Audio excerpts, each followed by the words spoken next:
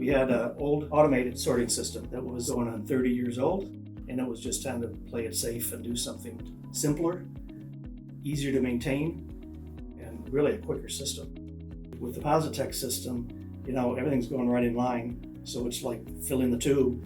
Just put it in line and it's going to go right on out through the washout and be done. We can take somebody today and put them on just about any position and they can master it in a day.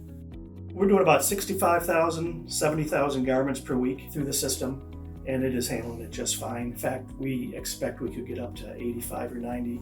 We're even going to plan for 100,000. So our production cycle has just been immensely improved. So some of our colleagues are asking, well, is there a payback on the auto sort? We definitely think there's a significant payback.